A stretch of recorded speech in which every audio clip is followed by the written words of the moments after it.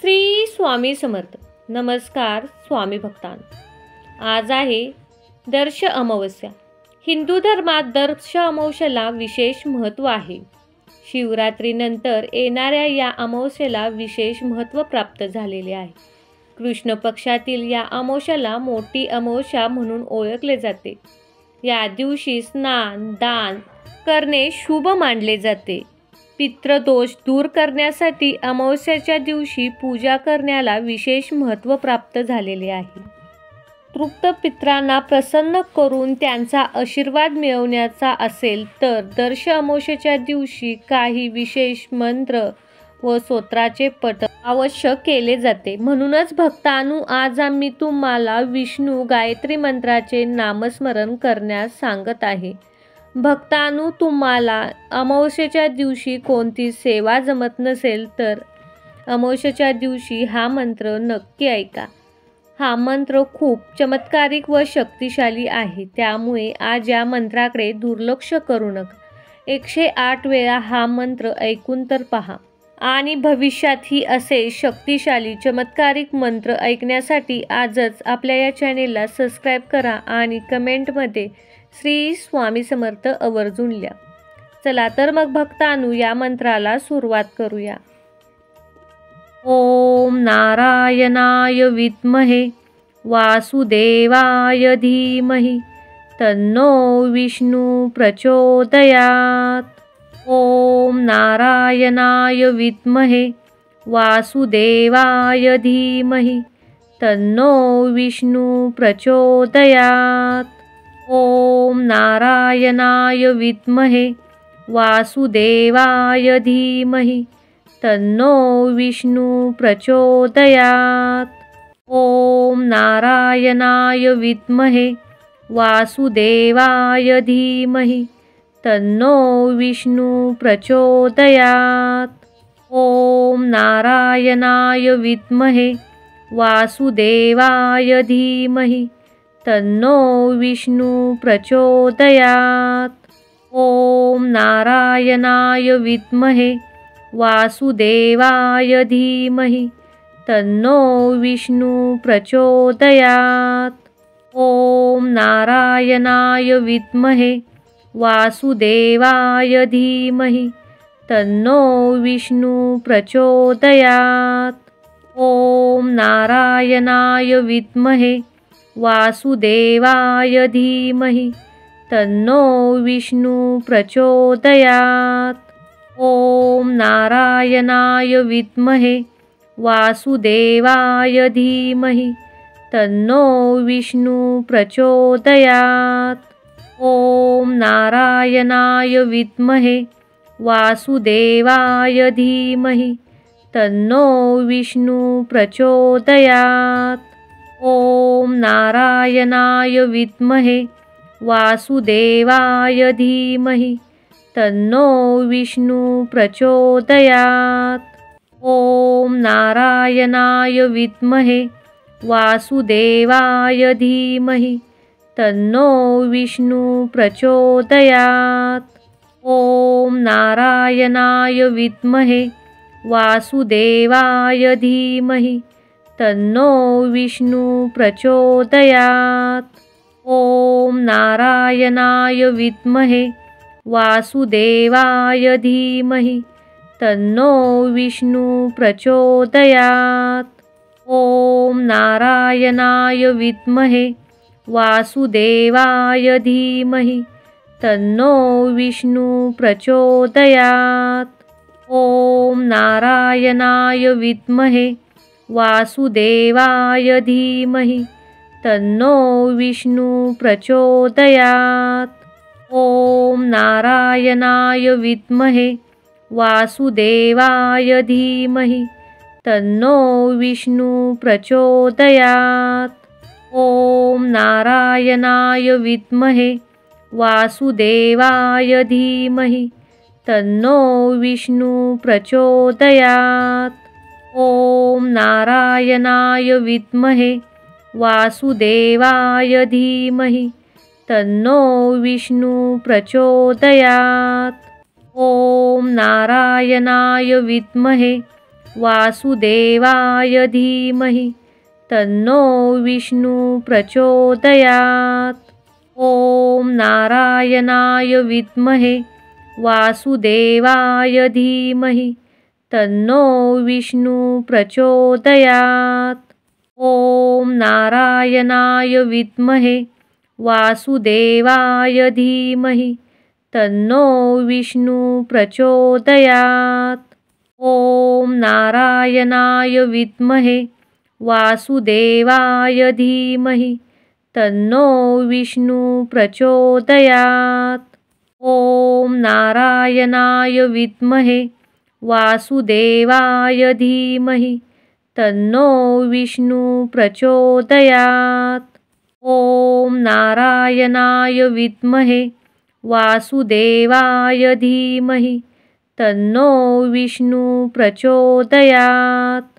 ॐ नारायणाय विद्महे वासुदेवाय धीमहि तन्नो विष्णु प्रचोदयात्। ॐ नारायणाय विद्महे वासुदेवाय धीमहि तन्नो विष्णु प्रचोदयात्। ॐ नारायणाय विद्महे वासुदेवाय धीमहि तन्नो विष्णु प्रचोदयात्। ॐ नारायणाय विद्महे वासुदेवाय धीमहि तन्नो विष्णु प्रचोदयात्।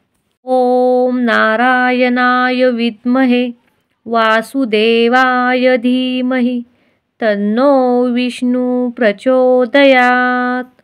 ॐ नारायणाय विद्महे वासुदेवाय धीमहि तन्नो विष्णु प्रचोदयात्। ॐ नारायणाय विद्महे वासुदेवाय धीमहि तन्नो विष्णु प्रचोदयात्। ॐ नारायणाय विद्महे वासुदेवाय धीमहि तन्नो विष्णु प्रचोदयात्। ॐ नारायणाय विद्महे वासुदेवाय धीमहि तन्नो विष्णु प्रचोदयात्। ॐ नारायणाय विद्महे वासुदेवाय धीमहि तन्नो विष्णु प्रचोदयात्। ॐ नारायणाय विद्महे वासुदेवाय धीमहि तन्नो विष्णु प्रचोदयात्। ॐ नारायणाय विद्महे वासुदेवाय धीमहि तन्नो विष्णु प्रचोदयात्। ॐ नारायणाय विद्महे वासुदेवाय धीमहि तन्नो विष्णु प्रचोदयात्। ॐ नारायणाय विद्महे वासुदेवाय धीमहि तन्नो विष्णु प्रचोदयात्। ॐ नारायणाय विद्महे वासुदेवाय धीमहि तन्नो विष्णु प्रचोदयात्। ॐ नारायणाय विद्महे वासुदेवाय धीमहि तन्नो विष्णु प्रचोदयात्। ॐ नारायणाय विद्महे वासुदेवाय धीमहि तन्नो विष्णु प्रचोदयात्। ॐ नारायणाय विद्महे वासुदेवाय धीमहि तन्नो विष्णु प्रचोदयात्। ॐ नारायणाय विद्महे वासुदेवाय धीमहि तन्नो विष्णु प्रचोदयात्। ॐ नारायणाय विद्महे वासुदेवाय धीमहि तन्नो विष्णु प्रचोदयात्। ॐ नारायणाय विद्महे वासुदेवाय धीमहि तन्नो विष्णु प्रचोदयात्। ॐ नारायणाय विद्महे वासुदेवाय धीमहि तन्नो विष्णु प्रचोदयात्। ओम नारायणाय विद्महे वासुदेवाय धीमहि तन्नो विष्णु प्रचोदयात्। ओम नारायणाय विद्महे वासुदेवाय धीमहि तन्नो विष्णु प्रचोदयात्। ओम नारायणाय विद्महे वासुदेवाय धीमहि तन्नो विष्णु प्रचोदयात्। ओम नारायणाय विद्महे वासुदेवाय धीमहि तन्नो विष्णु प्रचोदयात्। ओम नारायणाय विद्महे वासुदेवाय धीमहि तन्नो विष्णु प्रचोदयात्। ओम नारायणाय विद्महे वासुदेवाय धीमहि तन्नो विष्णु प्रचोदयात्। ओम नारायणाय विद्महे वासुदेवाय धीमहि तन्नो विष्णु प्रचोदयात्। ओम नारायणाय विद्महे वासुदेवाय धीमहि तन्नो विष्णु प्रचोदयात्। ओम नारायणाय विद्महे वासुदेवाय धीमहि तन्नो विष्णु प्रचोदयात्। ओम नारायणाय विद्महे वासुदेवाय धीमहि तन्नो विष्णु प्रचोदयात्। ओम नारायणाय विद्महे वासुदेवाय धीमहि तन्नो विष्णु प्रचोदयात्। ओम नारायणाय विद्महे वासुदेवाय धीमहि तन्नो विष्णु प्रचोदयात्। ओम नारायणाय विद्महे वासुदेवाय धीमहि तन्नो विष्णु प्रचोदयात्। ओम नारायणाय विद्महे वासुदेवाय धीमहि तन्नो विष्णु प्रचोदयात्। ओम नारायणाय विद्महे वासुदेवाय धीमहि तन्नो विष्णु प्रचोदयात्। ओम नारायणाय विद्महे वासुदेवाय धीमहि तन्नो विष्णु प्रचोदयात्। ओम नारायणाय विद्महे वासुदेवाय धीमहि तन्नो विष्णु प्रचोदयात्। ओम नारायणाय विद्महे वासुदेवाय धीमहि तन्नो विष्णु प्रचोदयात्। ओम नारायणाय विद्महे वासुदेवाय धीमहि तन्नो विष्णु प्रचोदयात्। ओम नारायणाय विद्महे वासुदेवाय धीमहि तन्नो विष्णु प्रचोदयात्। ओम नारायणाय विद्महे वासुदेवाय धीमहि तन्नो विष्णु प्रचोदयात्। ओम नारायणाय विद्महे वासुदेवाय धीमहि तन्नो विष्णु प्रचोदयात्। ओम नारायणाय विद्महे वासुदेवाय धीमहि तन्नो विष्णु प्रचोदयात्। ओम नारायणाय विद्महे वासुदेवाय धीमहि तन्नो विष्णु प्रचोदयात्। ओम नारायणाय विद्महे वासुदेवाय धीमहि तन्नो विष्णु प्रचोदयात्। ओम नारायणाय विद्महे वासुदेवाय धीमहि तन्नो विष्णु प्रचोदयात्। ओम नारायणाय विद्महे वासुदेवाय धीमहि तन्नो विष्णु प्रचोदयात्। ओम नारायणाय विद्महे वासुदेवाय धीमहि तन्नो विष्णु प्रचोदयात्। ॐ नारायणाय विद्महे वासुदेवाय धीमहि तन्नो विष्णु प्रचोदयात्। ॐ नारायणाय विद्महे वासुदेवाय धीमहि तन्नो विष्णु प्रचोदयात्। ॐ नारायणाय विद्महे वासुदेवाय धीमहि तन्नो विष्णु प्रचोदयात्। ॐ नारायणाय विद्महे वासुदेवाय धीमहि तन्नो विष्णु प्रचोदयात्। ॐ नारायणाय विद्महे वासुदेवाय धीमहि तन्नो विष्णु प्रचोदयात्। ॐ नारायणाय विद्महे वासुदेवाय धीमहि तन्नो विष्णु प्रचोदयात्।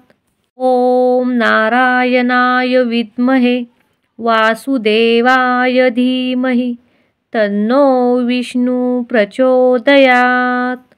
ॐ नारायणाय विद्महे वासुदेवाय धीमहि तन्नो विष्णु प्रचोदयात्। ॐ नारायणाय विद्महे वासुदेवाय धीमहि तन्नो विष्णु प्रचोदयात्। ॐ नारायणाय विद्महे वासुदेवाय धीमहि तन्नो विष्णु प्रचोदयात्। ॐ नारायणाय विद्महे वासुदेवाय धीमहि तन्नो विष्णु प्रचोदयात्। ॐ नारायणाय विद्महे वासुदेवाय धीमहि तन्नो विष्णु प्रचोदयात्। ॐ नारायणाय विद्महे वासुदेवाय धीमहि तन्नो विष्णु प्रचोदयात्। ॐ नारायणाय विद्महे वासुदेवाय धीमहि तन्नो विष्णु प्रचोदयात्। ॐ नारायणाय विद्महे वासुदेवाय धीमहि तन्नो विष्णु प्रचोदयात्। ॐ नारायणाय विद्महे वासुदेवाय धीमहि तन्नो विष्णु प्रचोदयात्। ॐ नारायणाय विद्महे वासुदेवाय धीमहि तन्नो विष्णु प्रचोदयात्। ॐ नारायणाय विद्महे वासुदेवाय धीमहि तन्नो विष्णु प्रचोदयात्। ॐ नारायणाय विद्महे वासुदेवाय धीमहि तन्नो विष्णु प्रचोदयात्। ॐ नारायणाय विद्महे वासुदेवाय धीमहि तन्नो विष्णु प्रचोदयात्। ॐ नारायणाय विद्महे वासुदेवाय धीमहि तन्नो विष्णु प्रचोदयात्। ॐ नारायणाय विद्महे वासुदेवाय धीमहि तन्नो विष्णु प्रचोदयात्। ॐ नारायणाय विद्महे वासुदेवाय धीमहि तन्नो विष्णु प्रचोदयात्। ॐ नारायणाय विद्महे वासुदेवाय धीमहि तन्नो विष्णु प्रचोदयात्। ॐ नारायणाय विद्महे वासुदेवाय धीमहि तन्नो विष्णु प्रचोदयात्। ॐ नारायणाय विद्महे वासुदेवाय धीमहि तन्नो विष्णु प्रचोदयात्। ॐ नारायणाय विद्महे वासुदेवाय धीमहि तन्नो विष्णु प्रचोदयात्। ॐ नारायणाय विद्महे वासुदेवाय धीमहि तन्नो विष्णु प्रचोदयात्। ॐ नारायणाय विद्महे वासुदेवाय धीमहि तन्नो विष्णु प्रचोदयात्। ॐ नारायणाय विद्महे वासुदेवाय धीमहि तन्नो विष्णु प्रचोदयात्। ॐ नारायणाय विद्महे वासुदेवाय धीमहि तन्नो विष्णु प्रचोदयात्। ॐ नारायणाय विद्महे वासुदेवाय धीमहि तन्नो विष्णु प्रचोदयात्। ॐ नारायणाय विद्महे वासुदेवाय धीमहि तन्नो विष्णु प्रचोदयात्।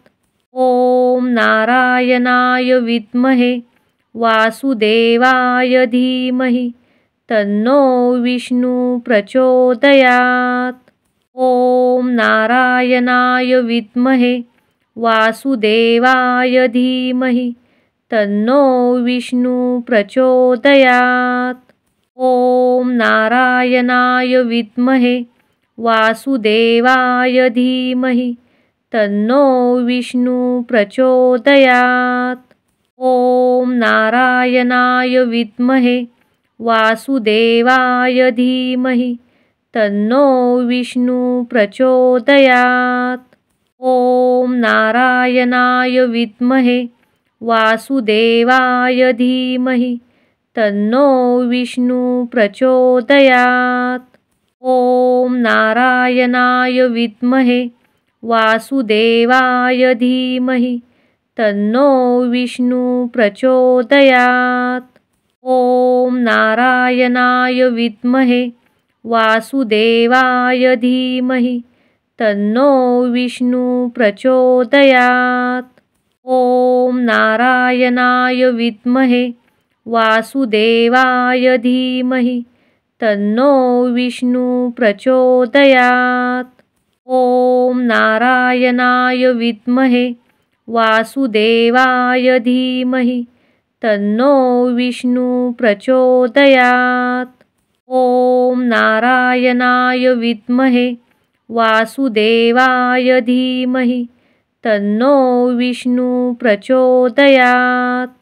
ॐ नारायणाय विद्महे वासुदेवाय धीमहि तन्नो विष्णु प्रचोदयात्। ॐ नारायणाय विद्महे वासुदेवाय धीमहि तन्नो विष्णु प्रचोदयात्। ॐ नारायणाय विद्महे वासुदेवाय धीमहि तन्नो विष्णु प्रचोदयात्। ॐ नारायणाय विद्महे वासुदेवाय धीमहि तन्नो विष्णु प्रचोदयात्। ॐ नारायणाय विद्महे वासुदेवाय धीमहि तन्नो विष्णु प्रचोदयात्। ॐ नारायणाय विद्महे वासुदेवाय धीमहि तन्नो विष्णु प्रचोदयात्। ॐ नारायणाय विद्महे वासुदेवाय धीमहि तन्नो विष्णु प्रचोदयात्। ॐ नारायणाय विद्महे वासुदेवाय धीमहि तन्नो विष्णु प्रचोदयात्। ॐ नारायणाय विद्महे वासुदेवाय धीमहि तन्नो विष्णु प्रचोदयात्। ॐ नारायणाय विद्महे वासुदेवाय धीमहि तन्नो विष्णु प्रचोदयात्। ॐ नारायणाय विद्महे वासुदेवाय धीमहि तन्नो विष्णु प्रचोदयात्। ॐ नारायणाय विद्महे वासुदेवाय धीमहि तन्नो विष्णु प्रचोदयात्। ॐ नारायणाय विद्महे वासुदेवाय धीमहि तन्नो विष्णु प्रचोदयात्। ॐ नारायणाय विद्महे वासुदेवाय धीमहि तन्नो विष्णु प्रचोदयात्।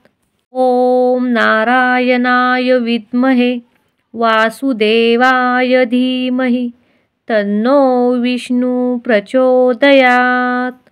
ॐ नारायणाय विद्महे वासुदेवाय धीमहि तन्नो विष्णु प्रचोदयात्। ॐ नारायणाय विद्महे वासुदेवाय धीमहि तन्नो विष्णु प्रचोदयात्। ॐ नारायणाय विद्महे वासुदेवाय धीमहि तन्नो विष्णु प्रचोदयात्। ॐ नारायणाय विद्महे वासुदेवाय धीमहि तन्नो विष्णु प्रचोदयात्।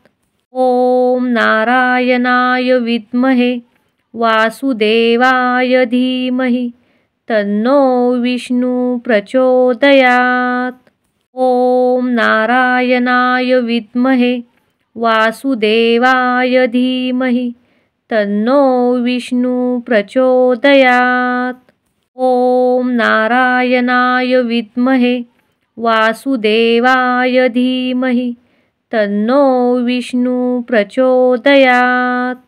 ॐ नारायणाय विद्महे वासुदेवाय धीमहि तन्नो विष्णु प्रचोदयात्। ॐ नारायणाय विद्महे वासुदेवाय धीमहि तन्नो विष्णु प्रचोदयात्। ॐ नारायणाय विद्महे वासुदेवाय धीमहि तन्नो विष्णु प्रचोदयात्।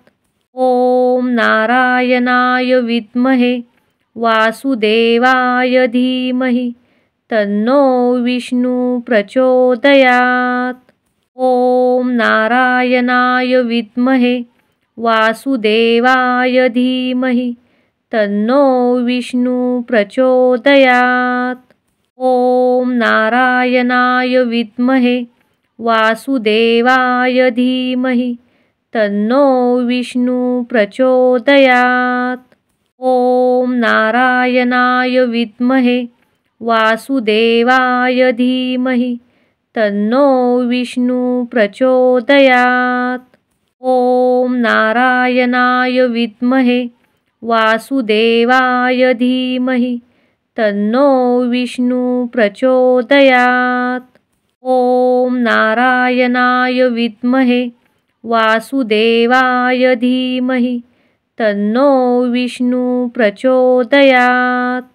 ॐ नारायणाय विद्महे वासुदेवाय धीमहि तन्नो विष्णु प्रचोदयात्।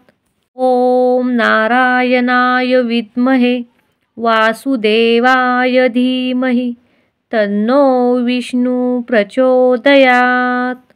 ॐ नारायणाय विद्महे वासुदेवाय धीमहि तन्नो विष्णु प्रचोदयात्। ॐ नारायणाय विद्महे वासुदेवाय धीमहि तन्नो विष्णु प्रचोदयात्।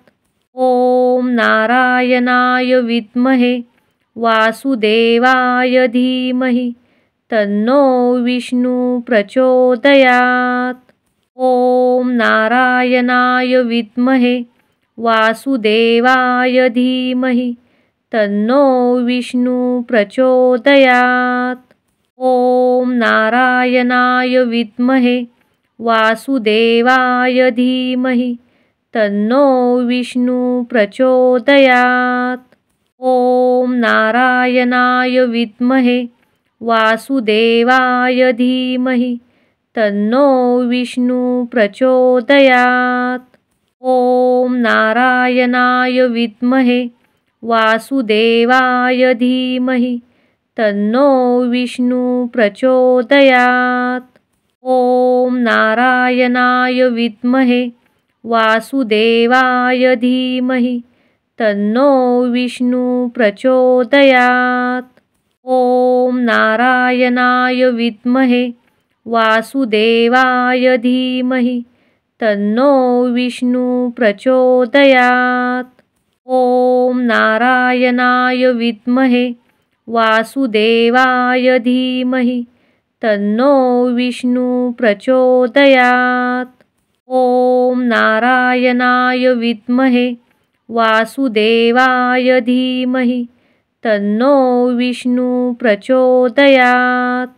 ओम नारायणाय विद्महे वासुदेवाय धीमहि तन्नो विष्णु प्रचोदयात्। ओम नारायणाय विद्महे वासुदेवाय धीमहि तन्नो विष्णु प्रचोदयात्। ओम नारायणाय विद्महे वासुदेवाय धीमहि तन्नो विष्णु प्रचोदयात्। ओम नारायणाय विद्महे वासुदेवाय धीमहि तन्नो विष्णु प्रचोदयात्। ओम नारायणाय विद्महे वासुदेवाय धीमहि तन्नो विष्णु प्रचोदयात्। ओम नारायणाय विद्महे वासुदेवाय धीमहि तन्नो विष्णु प्रचोदयात्। ओम नारायणाय विद्महे वासुदेवाय धीमहि तन्नो विष्णु प्रचोदयात्।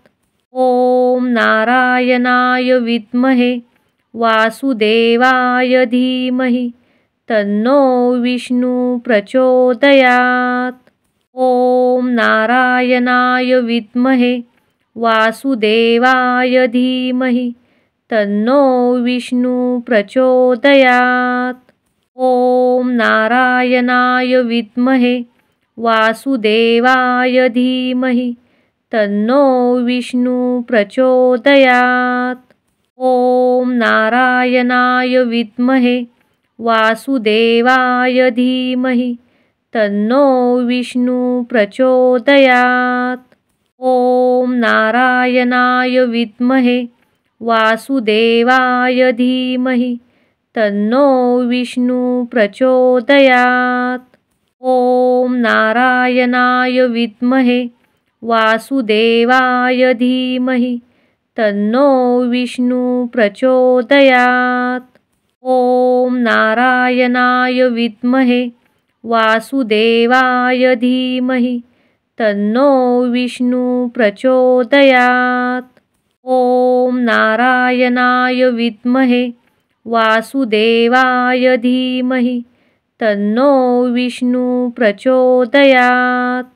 ओम नारायणाय विद्महे वासुदेवाय धीमहि तन्नो विष्णु प्रचोदयात्। ओम नारायणाय विद्महे वासुदेवाय धीमहि तन्नो विष्णु प्रचोदयात्। ओम नारायणाय विद्महे वासुदेवाय धीमहि तन्नो विष्णु प्रचोदयात्। ओम नारायणाय विद्महे वासुदेवाय धीमहि तन्नो विष्णु प्रचोदयात्।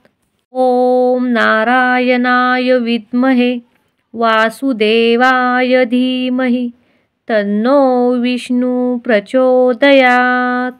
ओम नारायणाय विद्महे वासुदेवाय धीमहि तन्नो विष्णु प्रचोदयात्। ओम नारायणाय विद्महे वासुदेवाय धीमहि तन्नो विष्णु प्रचोदयात्। ओम नारायणाय विद्महे वासुदेवाय धीमहि तन्नो विष्णु प्रचोदयात्। ओम नारायणाय विद्महे वासुदेवाय धीमहि तन्नो विष्णु प्रचोदयात्। ॐ नारायणाय विद्महे वासुदेवाय धीमहि तन्नो विष्णु प्रचोदयात्। ॐ नारायणाय विद्महे वासुदेवाय धीमहि तन्नो विष्णु प्रचोदयात्। ॐ नारायणाय विद्महे वासुदेवाय धीमहि तन्नो विष्णु प्रचोदयात्। ॐ नारायणाय विद्महे वासुदेवाय धीमहि तन्नो विष्णु प्रचोदयात्। ॐ नारायणाय विद्महे वासुदेवाय धीमहि तन्नो विष्णु प्रचोदयात्। ॐ नारायणाय विद्महे वासुदेवाय धीमहि तन्नो विष्णु प्रचोदयात्। ॐ नारायणाय विद्महे वासुदेवाय धीमहि तन्नो विष्णु प्रचोदयात्। ॐ नारायणाय विद्महे वासुदेवाय धीमहि तन्नो विष्णु प्रचोदयात्। ॐ नारायणाय विद्महे वासुदेवाय धीमहि तन्नो विष्णु प्रचोदयात्।